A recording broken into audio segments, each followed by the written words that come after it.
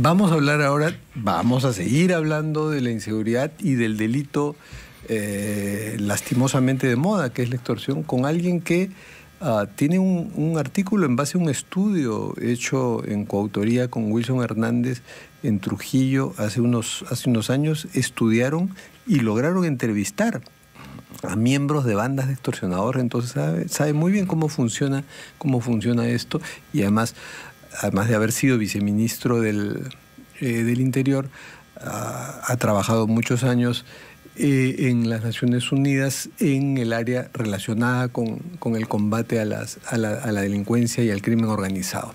Gracias por acompañarnos, señor Julio Corcuera.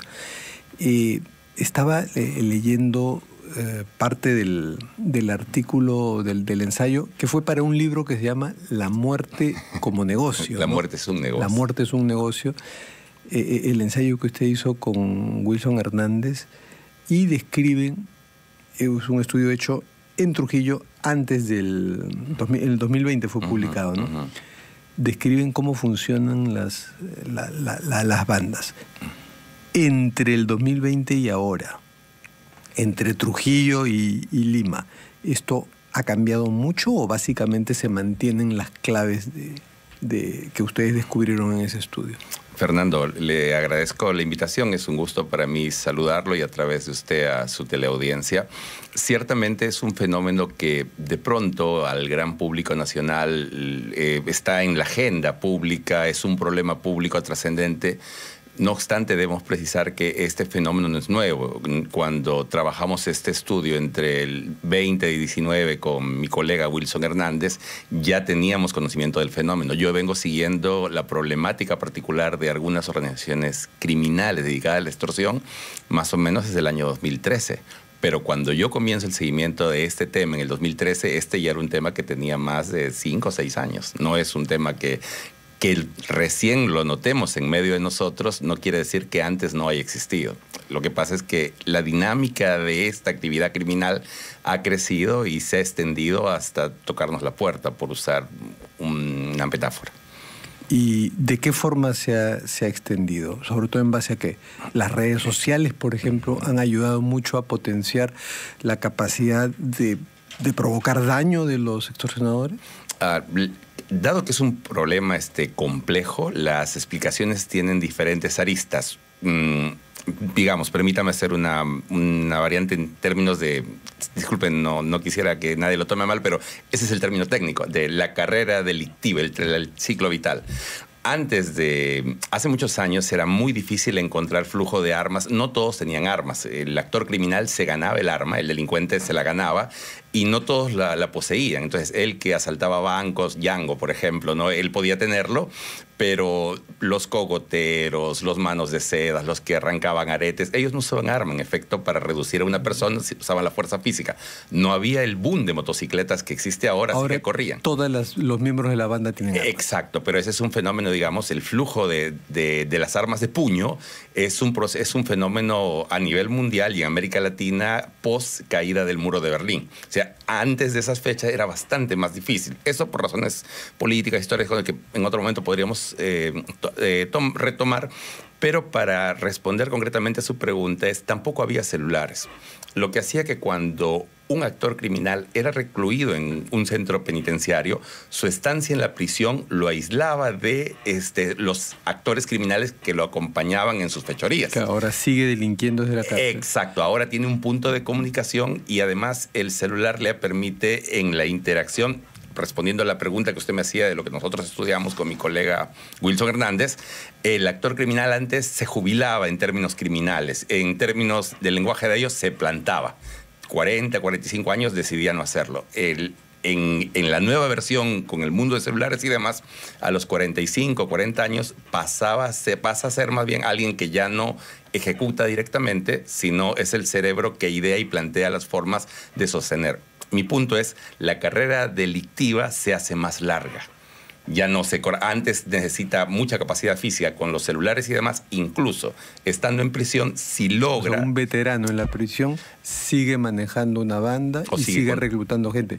Pero esos jóvenes reclutas son hasta menores de edad y en las redes comparten sus fotos. He visto, he visitado a autoridades policiales que me han enseñado fotos terribles de jóvenes con pistolas. O sea, esa es la manera de presentarse al mundo, de lucir su masculinidad. Usted, Fernando, yo tuve mucho gusto de leer un libro de usted sobre la televisión, y usted sabe que en la sociedad la cultura tiene diversos tipos de manifestaciones. En todo el mundo, pero voy a focalizar esto en Latinoamérica, específicamente en México, en Colombia y en Perú, se da un fenómeno también de transculturización de la violencia. Entonces usted encuentra con facilidad, además, cómo hay toda una imagen de la narcocultura, ¿no? Hay una imagen, digamos, hay un desarrollo en la palabra también, en el mundo de las jergas. Sí, pues esa fascinación del mal se transnacionaliza. Sí, si uno la mira desde la perspectiva criminal, pero si también la mira desde la cultura y el arte, la fascinación por lo violento y demás lo encuentra usted en Caravaggio, lo encuentra en La Tosca de Puccini, no sé, o sea, si uno ve el arte clásico también tiene ese componente.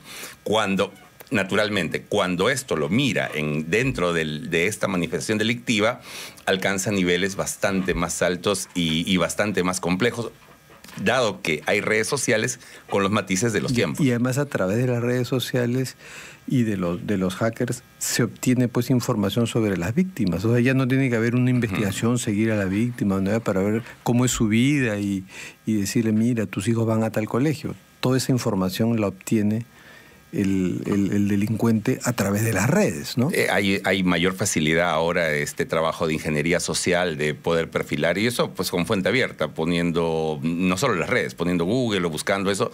En los niveles más sofisticados, la Big Web, uno puede encontrar información, y en otros tipos de niveles comprar bases de datos, ¿no? Entonces, frente a toda esa complejidad, ¿cómo tiene que armarse la policía?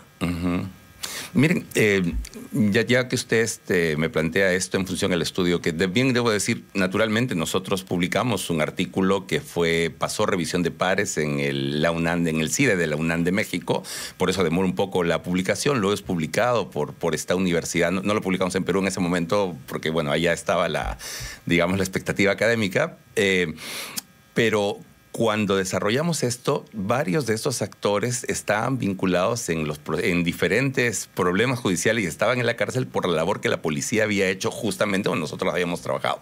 Fueron 3 organizaciones criminales extorsivas que fueron desarticuladas, y hubo un muy buen ejemplo de lo que puede hacerse bien. Yo sé que muchas veces es noticioso aquello que termina siendo negativo, pues un sicariato, una amenaza, pero hay ejemplos positivos incluso dentro de la policía, en medio de nuestro propio contexto. La labor policial de la tercera región en La Libertad, donde hicimos el tercera estudio, región es La Libertad.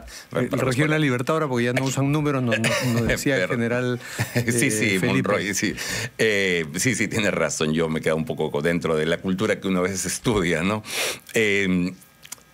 Se redujo el homicidio. En ese tiempo la tasa de homicidio era de 22 por 100.000 habitantes a 11 por 100.000 habitantes. Se desarticulan estas 3 organizaciones extorsivas, y líneas generales, si usted pregunta ¿Cuál fue el éxito para...? El éxito fue que podría y debiera replicarse. Y que debiera verse. En aquella época yo estuve a cargo del programa de seguridad humana de Naciones Unidas, y desde Naciones Unidas veíamos nosotros con mucha alegría, además, como un buen ejemplo dentro del espacio mismo. Así que vale la pena, como usted dice, mirarlo.